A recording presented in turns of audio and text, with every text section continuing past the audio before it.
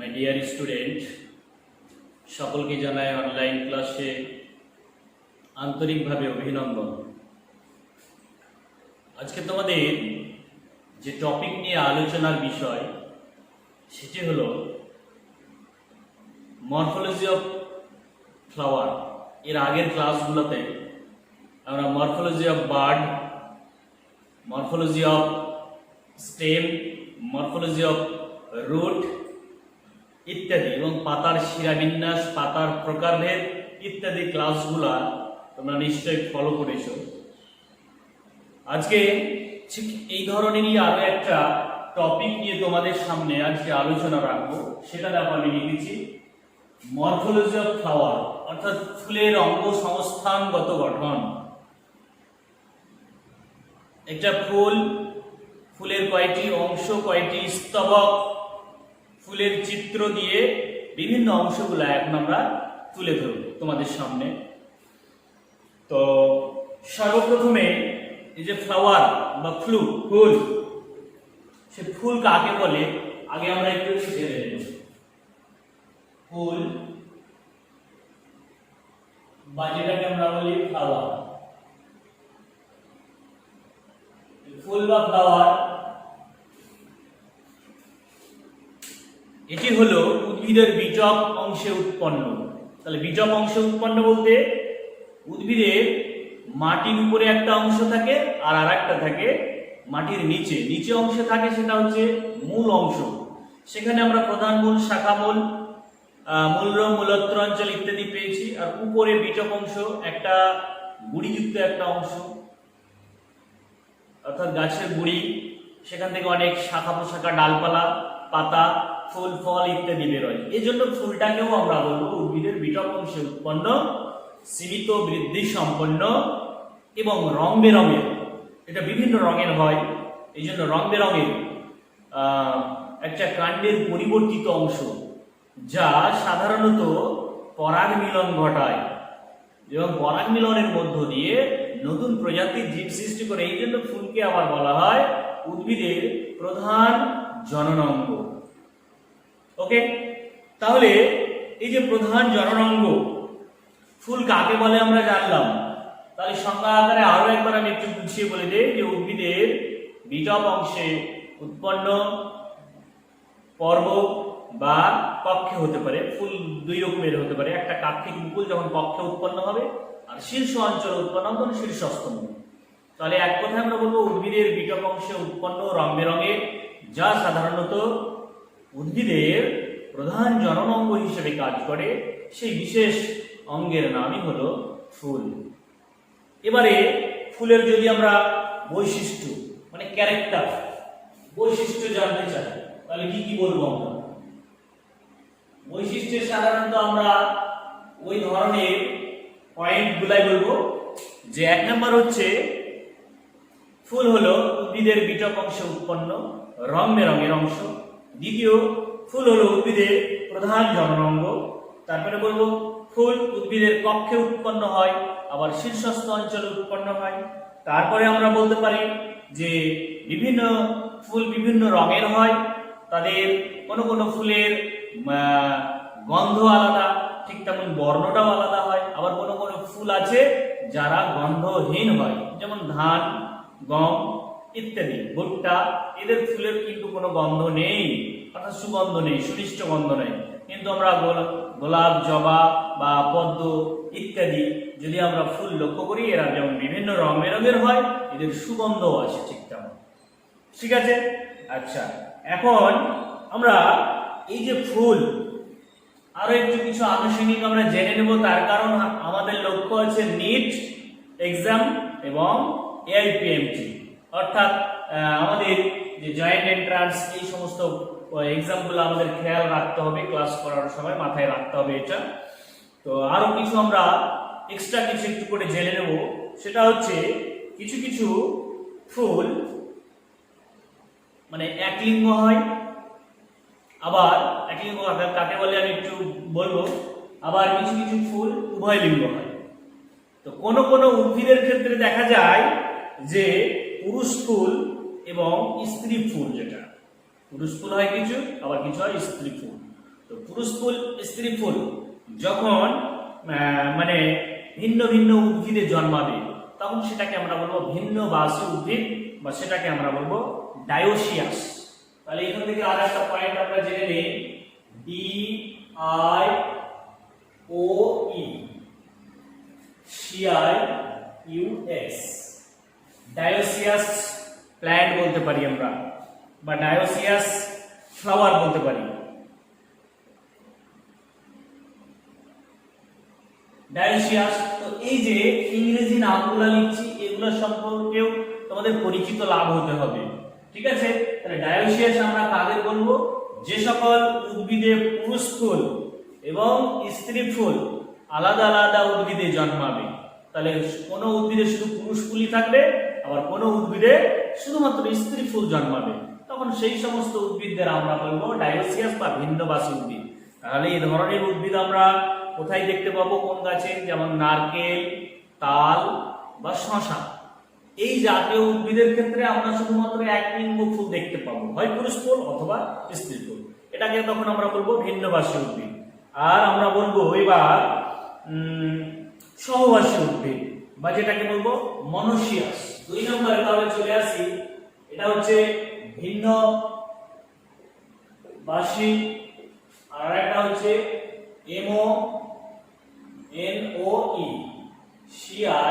MONOECIUS মনোসিয়াস বা সহবাসী।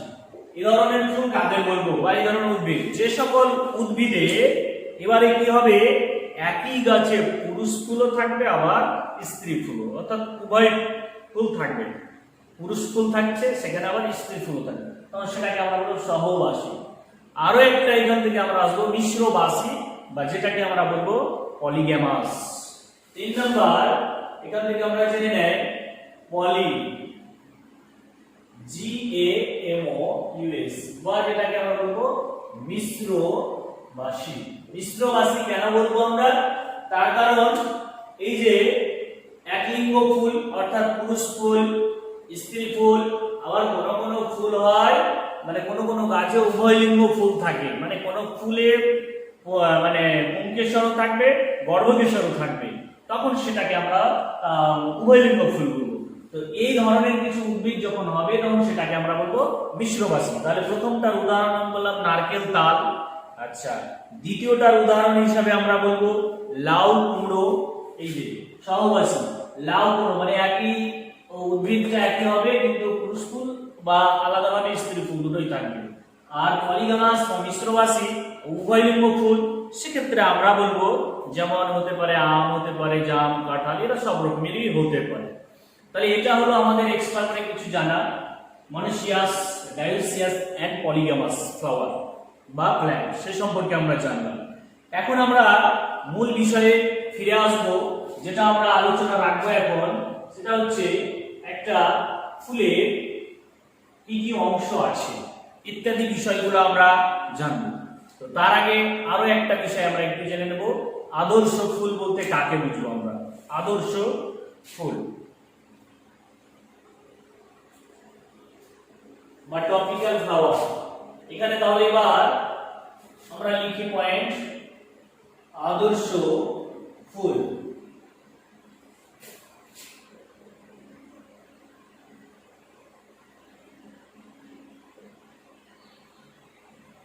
Topical flower আদর্শ ফুল। আদর্শ ফুল কাকে বলবো এখন আমরা একটু জেনে নেব।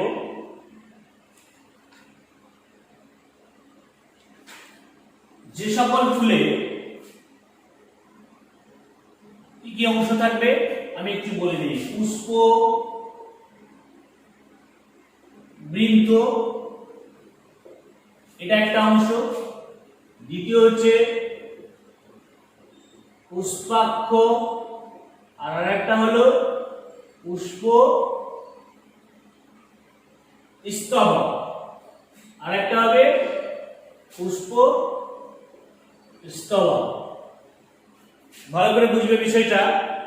আমি বললাম আদর্শ ফুল কাকে বলে? যে সকল ফুলে এই যে পুষ্পবৃন্ত, পুষ্পাক্ষ এবং পুষ্প স্তবক, এই পুষ্প স্তবকের আবার 4টি স্তবক আছে, অর্থাৎ 4টি স্তর আছে। সেটা হচ্ছে 1 নাম্বার হচ্ছে বৃতি, 2 নাম্বার দলমণ্ডল, 3 নাম্বার পুংকেশর চক্র, 4 নাম্বার গর্ভকেশর চক্র। এইভাবে 4টি স্তবক। তাহলে যে সকল ফুলে পুষ্পবৃন্দ, পুষ্পাক্ষ এবং এই পুষ্পস্তবকের 4টি স্তবকই লক্ষ্য করা যাবে, সেই সকল ফুলদের আমরা বলবো আদর্শ ফুল বা টপিক্যাল ফ্লাওয়ার। ওকে, তাহলে এই ধরনের উদাহরণ আমরা জানি বা চিনি। তোমরা হয়তো এটা আদর্শ ফুল কি আদৌ জানো না, তবে আজকে থেকে জেনে নেবে তোমরা। সেই ফুলটা হচ্ছে যেমন জবা ফুল। তাহলে জবা ফুলকে আমরা একটা আদর্শ ফুল বলবো, বা গোলাপকে আমরা আদর্শ বলতে পারি। এই যে জবা, এখন এই জবা ফুল তার যে বিভিন্ন অংশ অ্যাজ এ টপিক্যাল ফ্লাওয়ার, সেগুলা আমরা এখন এখানে তুলে ধরবো। তার জন্য আমি এখন একটা তোমাদের চিত্র দেখাবো, এবং এই যে বিভিন্ন অংশগুলো তোমরা হয়তো এখন বুঝতে পারছো না, আমি একদম দেখাবো তোমাদের। তাহলে প্রথমে একটা আমরা ফুলের ছবি এঁকে নেব। ফুলের ছবি আঁকতে গিয়ে প্রথমে আমরা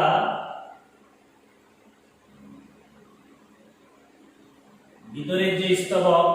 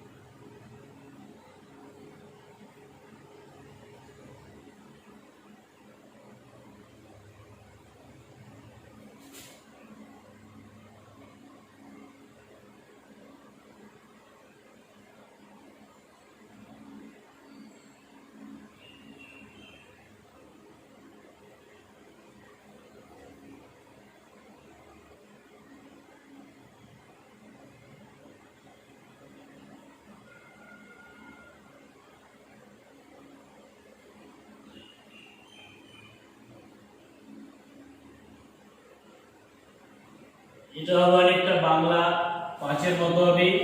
এটাকে আমরা বলবো ফুলের স্ত্রীস্তবক। এখান থেকে ফুলের পুংস্তবকগুলি সজ্জিত থাকবে এভাবে।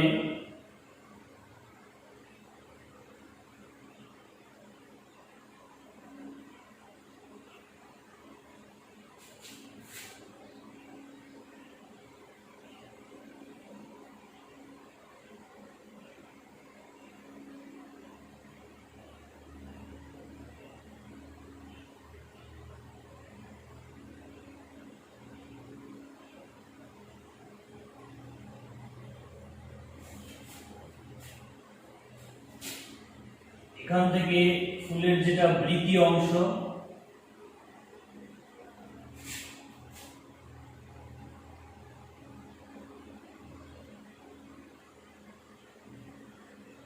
বৃতি।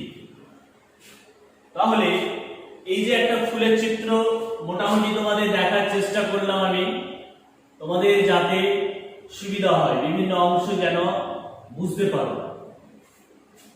তাহলে প্রথমে পুষ্পবৃন্ত, আমরা এই যে অংশটা, অর্থাৎ এখানে যদি একটা গাছের গুড়ি বা ডাল হয়, হ্যাঁ, তো তার সঙ্গে এই যে অর্থাৎ কাণ্ডের সঙ্গে যে লম্বা ডাঁটার মতো অংশ ফুলকে আটকে রাখে বা ধরে রাখে, সেই অংশের নামই আমরা বলবো পুষ্পবৃন্ত। তাহলে এটার নাম দিলাম আমরা পুষ্পবৃন্ত। পুষ্পবৃন্ত কাকে বলে? ফুলের যে ডাঁটার মতো গোড়ার অংশ ওই কাণ্ডের পর্বের সঙ্গে ফুলকে যুক্ত রাখে, সেই অংশের নাম হলো পুষ্পবৃন্ত। এবারে 2 নম্বর চলে আসবো পুষ্পাক্ষ বা যেটাকে আমরা বলবো থ্যালামাস। তাহলে প্রথম অংশের নাম আমরা বললাম পুষ্পবৃন্ত, যেটাকে আমরা পেডিকেল বলি, PEDICLE, PEDICLE, পেডিকেল বা পুষ্পবৃন্ত। এবারে চলে আসবো আমরা পুষ্পস্তবক। এই যে জায়গাটা একটু খেয়াল করবে সবাই, এই জায়গাটাতে দেখো ফুলের এটা যে বৃত্তি, এই যে পাপড়িগুলা, এই যে পুংকেশর, এই যে গর্ভকেশর, ফুলের যেটা 4টি স্তবক সবটাই কিন্তু দেখো এক জায়গায় কেন্দ্রীভূত, অর্থাৎ এখানে মিলিত হয়েছে এক জায়গায় এবং এই জায়গাটা ধরে রেখেছে। অর্থাৎ পুষ্পাক্ষকে যদি সন্ধি বিচ্ছেদ করো কি পাবে? পুষ্প যোগ অক্ষ। তাহলে যে অক্ষের উপর ফুলের অন্যান্য স্তবকগুলি সজ্জিত থাকে সেই অক্ষটাকে আমরা বলবো কি? পুষ্পাক্ষ, বা এটাকে আমরা বলবো থ্যালামাস। তাহলে আমরা এভাবে পয়েন্টিংটা করতে পারি। আমরা এখানে লিখব পুষ্পাক্ষ বা ইংরেজিতে থ্যালামাস। ইংরেজিগুলো জানার প্রয়োজন আছে বলেছি, তাই লিখছি আমি পুষ্পাক্ষ। এবারে পুষ্পস্তবক। পুষ্পস্তবক কয়টি হয় বললাম আমি একটু আগে? 4টি হয়। তাহলে প্রথমে এই যে অংশটা, এটার নাম আমরা বলবো বৃতি। এটাকে আমরা কি বলবো? বৃতি বলবো, বা ক্যালিক্স, CALOX, CALOX, ক্যালিক্স, বৃতি। তারপরে এবার দেখো এই ফুলের যে পাপড়িগুলা, এখানে একটা, এখানে একটা, এখানে একটা, জলফুলের ভিতরে আরো আছে, মোট 5টি হবে, যেহেতু এটা আমরা প্রস্থচ্ছেদে দেখাচ্ছি। তাহলে এটাকে আমরা বলবো ফুলের পাপড়ি। তাহলে এক একটা হচ্ছে ফুলের পাপড়ি, আর সবটাকে একসঙ্গে আমরা বলবো দলমণ্ডল। ঠিক আছে? তাহলে এই যে ফুলের যে পাপড়ি বা যেটাকে আমরা বলি করোলা, COROLLA, করোলা। এবারে তারপরে চলে আসবো আমরা ফুলের প্রধান 2টি স্তবক। এগুলি হচ্ছে সাহায্যকারী স্তবক, সেটা হচ্ছে বৃতি, দলমণ্ডল, আর অত্যাবশ্যকীয় বা প্রধান, সেটাকে আমরা 2 ভাগে ভাগ করব। একটা হচ্ছে পুংকেশর আর একটা হচ্ছে গর্ভকেশর বা পুংস্তবক, আর একটাকে বলবো আমরা স্ত্রী স্তবক। পুংস্তবক, এই স্তবকটা, এই যে এটাকে আমরা বলবো পুংস্তবক। পুংস্তবক বা আমরা যেটাকে বলতে পারি অ্যান্ড্রোসিয়াম, অ্যান্ড্রোসিয়াম, ANDROECIUM, অ্যান্ড্রোসিয়াম। আর এখানে যেটা দেখতে পাচ্ছ, আমি আবার এগুলো বিশ্লেষণ করব। এটাকে পুরোটাকে, এটাকে আমরা বলবো স্ত্রী স্তবক, স্ত্রী স্তবক। এটাকে বললাম অ্যান্ড্রোসিয়াম, তাহলে ওটাকে বলবো আমরা গাইনোসিয়াম, GYNOECIUM, গাইনোসিয়াম। তাহলে এক কথায় পুষ্পবৃন্ত কাকে বলে জানলাম, পুষ্পাক্ষ কাকে বলে জানলাম, আর পুষ্পস্তবক অর্থাৎ দেখো বৃতি, এই যে পাপড়ি বা এটাকে আমরা বলি দলমণ্ডল একসঙ্গে। তাহলে এই মোট 4টি। তাহলে স্তবক কয়টি হলো? স্তবক হচ্ছে এই 4টি, একটা হচ্ছে বৃতি, দলমণ্ডল, পুংস্তবক, স্ত্রী স্তবক। ওকে, এখন আমরা প্রত্যেকটা একটু একটু করে বিবরণ জানবো, ডিটেইলসে আসবো আমরা। তাহলে প্রথমে আমরা ফুলের যে স্তবক নিয়ে আলোচনা করব, সেটা পুষ্পবৃন্ত তো আলোচনা করেই দিয়েছি, পুষ্পাক্ষ করেই দিয়েছি, পুষ্পস্তবকের এই বৃতি নিয়ে এখন আলোচনায় আসবো আমরা। তাহলে প্রথমে 1 নম্বরে আমরা চলে আসি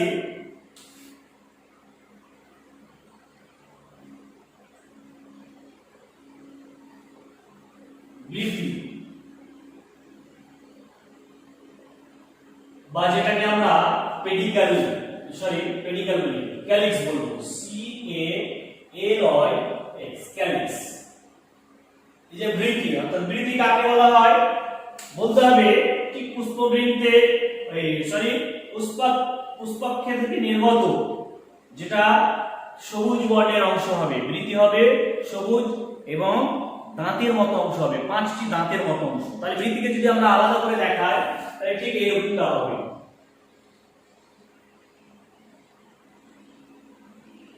এক, দুই, তিন, চার, পাঁচ। এই যে 1, 2, 3, 4, 5, এই 5টি দাঁতের মতো অংশ হবে এবং এরা দেখতে সবুজ বর্ণের হবে। এই বৃতি কোন কোন ফুলে এগুলা একসঙ্গে যুক্ত অবস্থায় থাকে, অর্থাৎ বৃতিগুলো আলাদা আলাদা করা যায় না, তখন তাদের আমরা বলবো যুক্ত বৃতি বলবো, যুক্ত বৃতি বলবো। আবার কখনো কখনো এই বৃতিগুলি আলাদা করা যায়, সেপারেট করা যায় বা নিজেরা আলাদা আলাদা হয়ে থাকে, অর্থাৎ মুক্ত অবস্থায়, তখন তাকে আমরা বলবো মুক্ত বৃতি। তাহলে 2 নাম্বার চলে আসি মুক্ত বৃতি। তাহলে এখানে যুক্ত বৃতি আর মুক্ত বৃতি বলবো, একসঙ্গে এদের বৃতি বলবো। আর বৃতির এক একটি অংশকে আমরা কি বলবো? তাহলে বৃতির যদি এক একটা পার্ট মানে এক একটা অংশ, সেই অংশকে তখন আমরা বলবো বৃত্তাংশ। তাহলে এটাকে যদি আমরা ধরি তাহলে শুধুমাত্র এটাকে আমরা বলবো বৃত্তাংশ, বা এটাকে আমরা ইংরেজিতে যেটা বলবো সেটা হচ্ছে বৃতির এক একটা অংশকে আমরা বলবো সেপালস, SEPALS। এটা খুব জানা তোমাদের জরুরি আছে নিট বা জয়েন্ট এন্ট্রান্সের জন্য। সেপালস, হোয়াট ইজ সেপালস এবং হোয়াট ইজ পেটালস, পেটালসও আসেনি এখনো, তাহলে সেপালস এন্ড পেটালস তোমাদের জানতে হবে, ঠিক আছে? তাহলে সেপালস হচ্ছে বৃতির এক একটা অংশকে, আর এরা যখন যুক্ত অবস্থায় থাকবে যুক্ত বৃতি, মুক্ত অবস্থায় থাকবে তখন মুক্ত বৃতি। এটা হচ্ছে ফুলের তাহলে বৃতি, অর্থাৎ ফুলের পুষ্পাক্ষ থেকে নির্গত যে সবুজ বর্ণের অংশ সেটাকে আমরা বলবো বৃতি, যা ফুলকে কুঁড়ি অবস্থায় ঢেকে রাখতে সাহায্য করে, অনেক সময় সালোক সংশ্লেষে সাহায্য করে। কেন? যেহেতু সবুজ বর্ণের। ওকে, তাহলে এবার আমরা যদি বলি বৃতির কাজ কি লিখবো? বৃতির কাজ, কাজ হিসাবে আমরা দুটো কাজ এখানে লিখতে পারবো। একটা হচ্ছে যেহেতু এটা সবুজ বর্ণের হয় তাই এখানে সালোক সংশ্লেষ করতে সক্ষম। যেখানে উদ্ভিদের সবুজ অংশ থাকবে সেখানে ক্লোরোফিল থাকবে, ক্লোরোফিল থাকলে সেখানে সালোক সংশ্লেষে সহযোগিতা করবে উদ্ভিদে। তাহলে প্রথম কাজ হচ্ছে সালোক সংশ্লেষে সহযোগিতা করা, আর দ্বিতীয় কাজ যেটা মূল বা মুখ্যম কাজ বৃতির, সেটা হচ্ছে ফুল যখন কুঁড়ি অবস্থায় থাকে, আমার হাতের মুখের দিকে একটু খেয়াল করবে, তাহলে হাতের ভিতরে যদি কিছু থাকে, আমি হাত যদি মুখ মুজে থাকি তাহলে নিশ্চয়ই সেটা বেরোবে না। ফুল যখন কুঁড়ি অবস্থায় থাকে তখন ফুলের ভিতরের যে অংশ, এই যে পুংস্তবক, স্ত্রীস্তবক বা ফুলের যে আরো বিভিন্ন অংশ, সেগুলাকে ঠিক আমাদের হাতের ভিতরে মুঠের মধ্যে কিছু থাকে, ঠিক তেমন কুঁড়ি অবস্থায় থাকলে ওই বৃতি সেটাকে আবৃত করে রাখে, যে রোদ, বৃষ্টি বা বিভিন্ন কীটপতঙ্গ, পোকামাকড় ইত্যাদির হাত থেকে রক্ষা করে। তাহলে দুটো কাজ বললাম, একটা সালোক সংশ্লেষে আর দ্বিতীয় নাম্বার হচ্ছে সুরক্ষা। দ্বিতীয় নাম্বার কি বললাম? সুরক্ষা। কিরকম সুরক্ষা সেটা আগে বললাম, যে ফুল যখন কুঁড়ি অবস্থায় থাকে তখন তাকে রোদ, বৃষ্টি, ঝড় বা বিভিন্ন কীটপতঙ্গের হাত থেকে সুরক্ষা প্রদান করে। এই হলো আমাদের বৃত্তি। এবারে চলে আসবো আমরা পরবর্তী অংশে।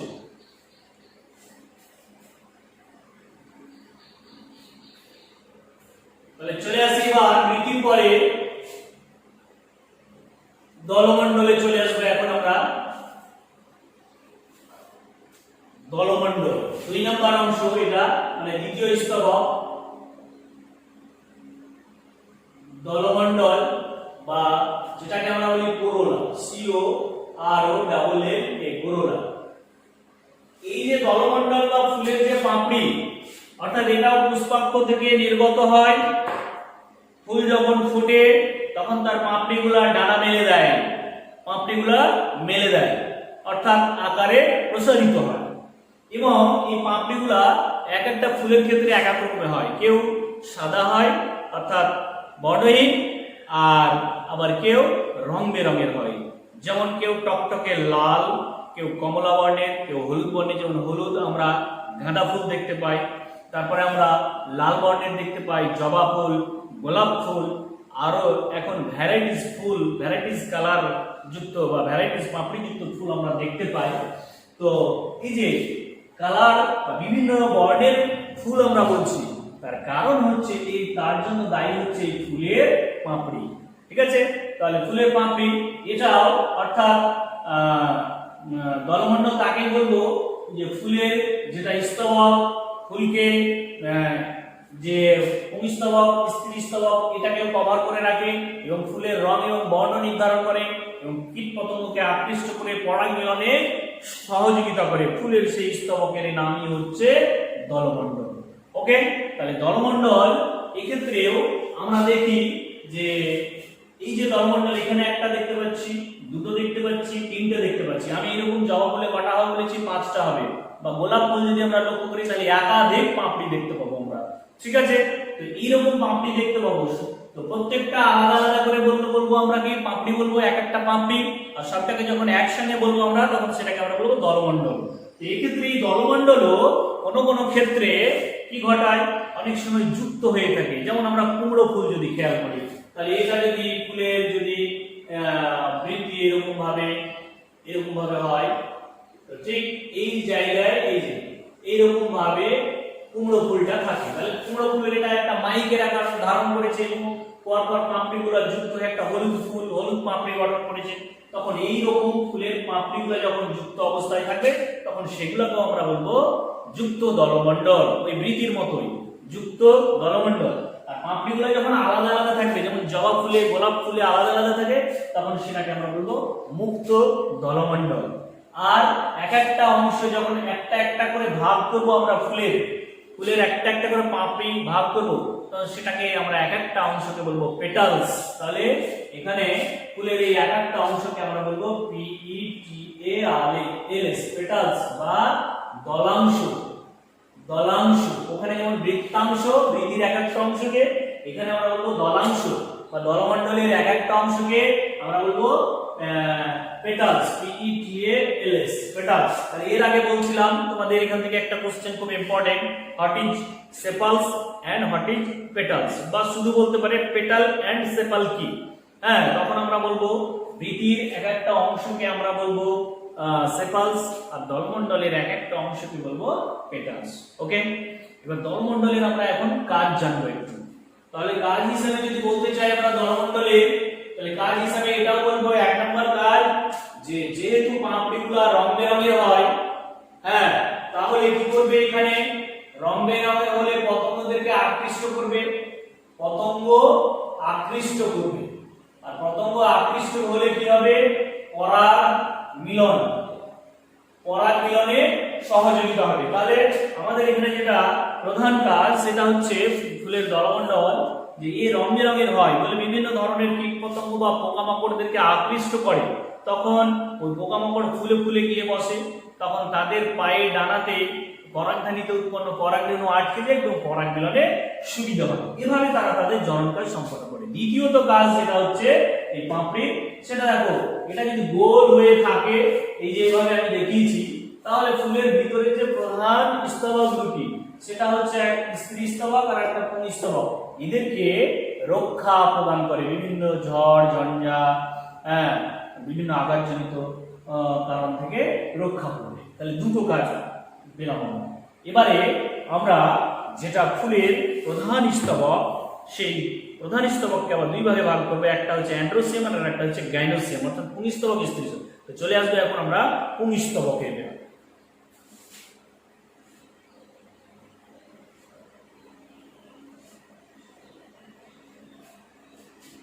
এবারে তাহলে চলে আসি আমরা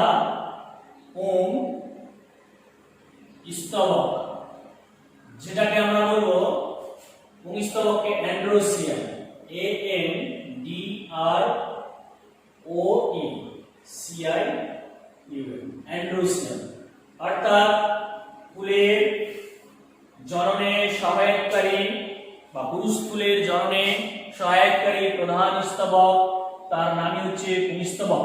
এই পুংস্তবককে যদি আমরা এখানে আলাদা করে দেখাই, তাহলে ঠিক এইরকম একটা অংশ আমরা দেখতে পাবো। এইরকম লম্বা একটা দণ্ডাকার অংশ দেখতে পাবো, আর উপরের দিকে একটা এরকম ফোলানো একটা অংশ দেখতে পাবো, এবং যেটা দুটো পার্টে ভাগ হয়ে আছে।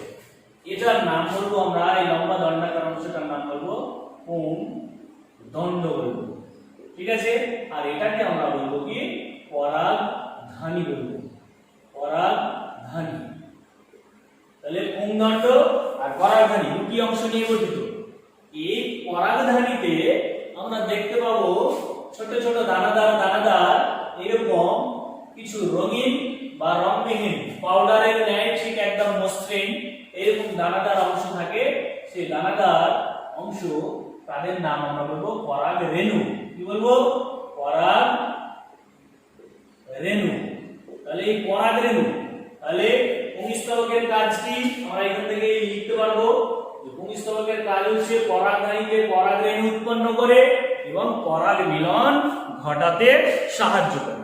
ওকে, তাহলে আমাদের যেটা এই পুংস্তবক সেনা সম্পর্কে জানা হলো এই দুটি অংশ। এই যে পরাগ রেণু কোন কোন জায়গায় মসৃণ হবে, কোন কোন জায়গায় কণ্টক মানে কাটা কাটা যুক্ত হবে। অর্থাৎ কিরকম হবে?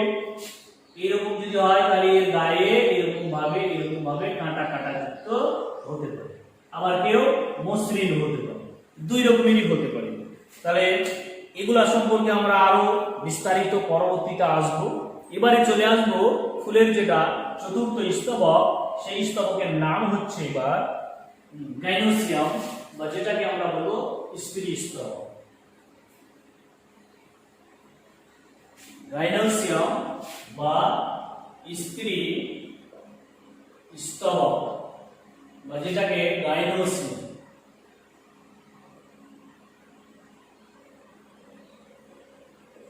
এই স্ত্রী স্তবক যদি একে আলাদা করে আমরা এখানে আঁকি তাহলে ঠিক এরকমটাই আমরা দেখতে পাবো।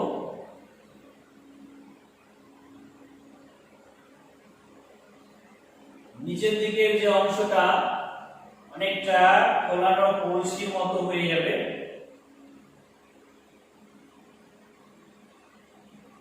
এই আর উপরের এই অংশটা একটা বাংলা পাঁচ বলতে পারি আমরা। জবা ফুলের ক্ষেত্রে এই যে এটাকে আমরা, আচ্ছা তাহলে এই যে ফোলানো অংশ এর ভিতরে এই অংশটা আবার ভাগ হয়ে থাকে,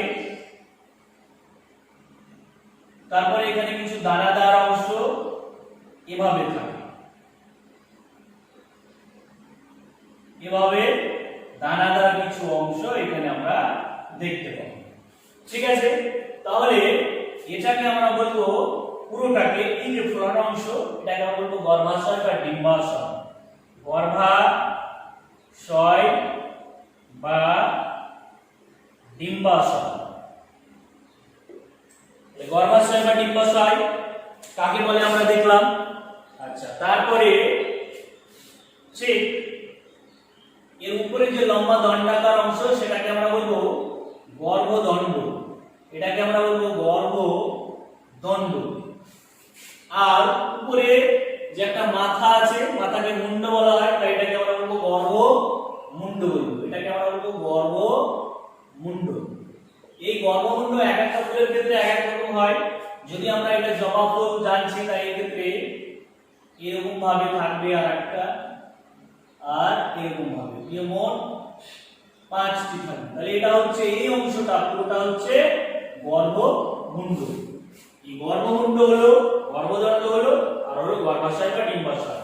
আর ডিম্বাশয়ের ভিতরে যে অংশ এই ছোট ছোট দানাদার, এগুলাকে আমরা বলবো কি ডিম্বক বলবো। এটাকে আমরা বলবো ডিম্বক। আর এই ডিম্বকের ভিতরে থাকবে, ডিম্বকের ভিতরে এক একটা ডিম্বকের ভিতরে আবার সূক্ষ্ম সূক্ষ্ম সেটা থাকবে ডিম্বাণু, বা যেটাকে আমরা বলি ভ্রূণাণু। ডিম্বাণু বা ভ্রূণাণু। এখান থেকে একটু মজার বিষয়, এই যে গর্ভাশয় বা ডিম্বাশয়, এই যে পুরোটা যখন পরিণত পরিপক্ক হবে তাহলে গর্ভাশয় থেকে গঠন হয় একটা ফল। ওকে, আমরা যে ফল খাই, আম, জাম, কাঁঠাল, লিচু, আপেল, বিভিন্ন ফল, সেই ফলটা অ্যাকচুয়ালি ফুলের কোন অংশ থেকে তৈরি হয়? এই যে গর্ভাশয়। এই গর্ভাশয়টা কি হবে? কিসের রূপান্তর হবে? পরিণত পরিপক্ক হবে, তখন এই গর্ভাশয় থেকে তৈরি হবে ফল। আর গর্ভাশয়ের ভিতরে যেহেতু ডিম্বক আছে, এই ডিম্বক যখন পরিণত পরিপক্ক হবে তখন এখান থেকে গঠিত হবে বীজ গঠিত হবে, বা যেটাকে আমরা বলি সিড, আর এটা হচ্ছে ফ্রুট। তো এই যে সিড বা বীজ গঠন হচ্ছে, এজন্যই আমরা দেখি যখন ফল খাই ফলের শাঁসালো অংশ বাইরের দিকটা খাচ্ছি আর তার ভিতরে ফল থাকছে, অর্থাৎ এই যে বাইরের দিকের অংশ ডিম্বাশয় পুরোটা ফলে পরিণত হচ্ছে আর তার ভিতরে থাকছে এবার ডিম্বক, সেই জন্য পরিবর্তিত হয়ে বীজ, এই জন্য বীজটা ভিতরে থাকে। তাহলে আমরা স্ত্রী স্তবক পুরো ডিটেলসে জানলাম, এর কয়টি অংশ কি কি জানলাম, এখন কাজ জানবো। কাজ হচ্ছে আমরা আলাদা করে যদি বলি তাহলে হচ্ছে ফুলের ওই যে পরাগধানীতে পরাগরেণু উৎপন্ন হয়েছিল, সেটা বাই এয়ার অর্থাৎ বাতাস দ্বারা, ওয়াটার জল দ্বারা, বা কোনো ইনসেক্ট অর্থাৎ কোনো পতঙ্গ দ্বারা বাহিত হয়ে যখন আসে তখন এই গর্ভমুণ্ডে পড়ে, মানে গর্ভমুণ্ড সেই পরাগরেণুকে, পরাগধানীতে উৎপন্ন পরাগরেণুকে ধারণ করবে, ধরে নিবে। তারপরে এর ভিতরে একটা পরাগনালী তৈরি হবে এবং এই জায়গাতে যেটা আছে ডিম্বক, এর সঙ্গে নিষেধ ক্রিয়া ঘটবে অর্থাৎ ফার্টিলাইজেশন ঘটবে, আর সেই ফার্টিলাইজেশনের মধ্য দিয়ে এই যে ফল তার ভিতরে বীজ, আর সেই বীজ থেকে তখন আবার পৃথিবীতে আবার নতুন আর একটা শিশু উদ্ভিদ, চারা উদ্ভিদ সৃষ্টি হবে। এভাবেই উদ্ভিদ জগৎ সে তার পারস্পরিক বংশের ধারাকে অক্ষুণ্ণ রেখেছে। ওকে, তাহলে আমরা এখান থেকে কি বুঝতে পারছি যে স্ত্রী স্তবকের আরো একটা যেটা প্রধান যেটা কাজ সেটা হচ্ছে গর্ভমুণ্ডে পরাগরেণু ধারণ করে এবং পরাগ মিলনে বা নিষেধ ক্রিয়া ঘটাতে সাহায্য করে। আর দ্বিতীয়ত আমরা এই ফুল ফল ইত্যাদি গঠন করতে সাহায্য করে, এটা হচ্ছে আনুষঙ্গিক, আমরা এটা না বললেও চলবে, আমাদের শুধুমাত্র ওই নিষেধ ক্রিয়া ঘটাতে সহযোগিতা করে সেটা আমরা বলবো।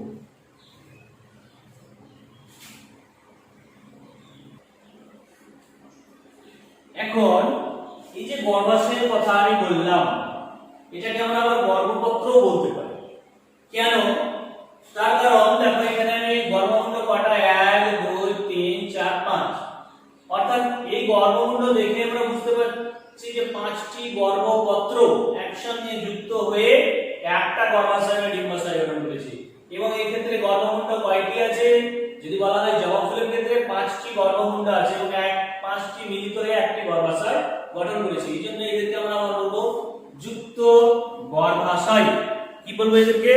যুক্ত গর্ভাশয়। অর্থাৎ অনেকগুলি গর্ভপত্র পরস্পর যুক্ত হয়ে যখন একটা গর্ভাশয় গঠন করে সেটাকে তখন আমরা বলবো যুক্ত গর্ভাশয়।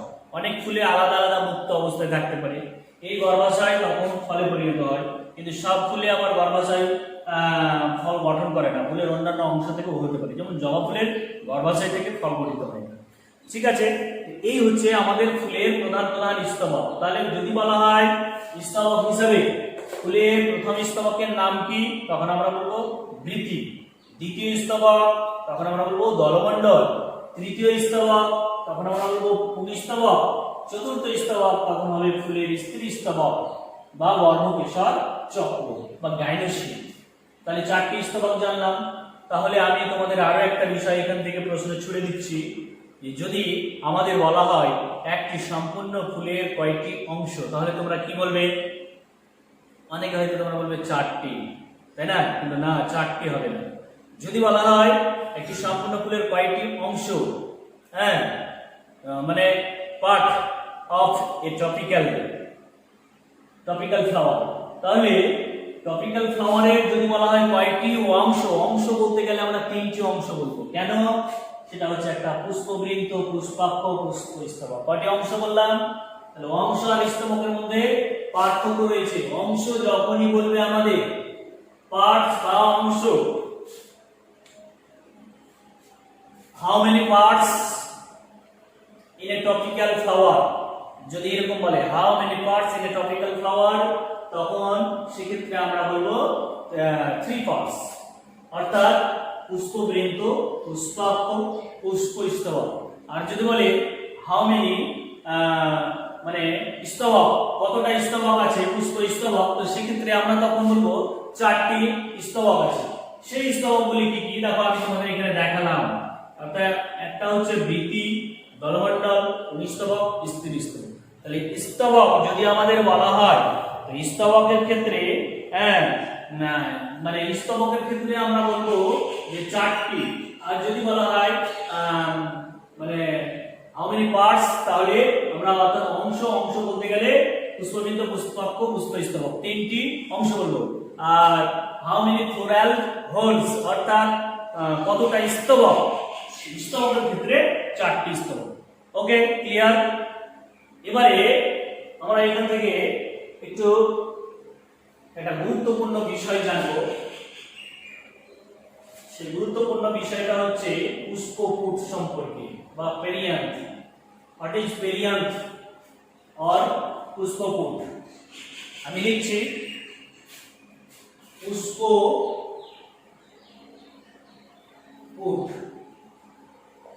বা ইংরেজিতে PERIANTH। হোয়াট ইজ পেরিয়ান্থ বা পুষ্পপুট? পুষ্পপুট বলতে কি, এমন কিছু কিছু ফুল আছে যে সকল ফুলে, এই যে 4টি স্তবক এখানে আলাদা আলাদা করে দেখাচ্ছি বা বুঝতে পারছি, এমন কিছু ফুল আছে যে ফুলে আমরা বৃতি কোনটা আর কোনটা দলমণ্ডল আলাদা করতে পারি না বা সেপারেশন করতে পারি না। অনেক সময় মনে হয় যে এটা পুরো বৃতি, আবার অনেক সময় মনে হয় দেখে এটা পুরোটাই যেন দলমণ্ডল। তাহলে যে সকল ফুলের বৃতি এবং দলমণ্ডলকে পৃথক করা যায় না, তখন সেই ফুলের সেই অংশটাকে বা সেই ফুলটাকে তখন আমরা বলবো পেরিয়ান্থ বলবো। আবারও বলি, যে সকল ফুলের বৃতি এবং দলমণ্ডল আলাদা আলাদা করা যায় না, তাদেরকে আমরা বলবো পেরিয়ান্থ। তাহলে এরকম আমরা পেরিয়ান্থকে এখন দুটি ভাগে ভাগ করব। একটা হচ্ছে বৃতির মতো, আর 2 নাম্বার যেহেতু দলমণ্ডল, তাই এটা বলবো দলমণ্ডলের মতো।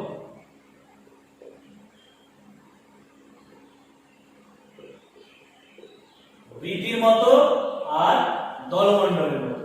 তাহলে এই ধরনের ফুলের আমরা একটু উদাহরণ জেনে নেব। হ্যাঁ, সেটা হচ্ছে যদি আমাদেরকে বলা হয় বৃতির মতো, তাহলে আমরা উদাহরণ নেব, যেমন চালতা ফল বা চালতার আচার তোমরা খেয়েছো, চালতা নারকেল, বা সুপারি বা তাল, এই জাতীয় উদ্ভিদের যেটা পুষ্পপুট বা পেরিয়ান্থ, সেটা হচ্ছে বৃতির মতো, মানে সম্পূর্ণটা দেখতে বৃতির মতো মনে হয়। আচ্ছা, দলমণ্ডলের মতো হবে, সেটা এই ধরনের ফুলের উদাহরণ ক্ষেত্রে আমরা বলবো রজনীগন্ধা ফুল। নিশ্চয় তোমরা দেখেছো রজনীগন্ধা। এই রজনীগন্ধা ফুলটা পুরোটাই দেখে যেন মনে হয় যেন একটা ফুলের পাপড়ি আছে, কোনটা বৃতি এর আমরা আলাদা কিন্তু করতে পারি না, অর্থাৎ মিশে গেছে দলমণ্ডলের সঙ্গে। তার জন্য ওটা দলমণ্ডলের মতো দেখতে হয়, রজনীগন্ধা হবে। আরো আছে উদ্ভিদ এই ধরনের কিছু, কলাবতী,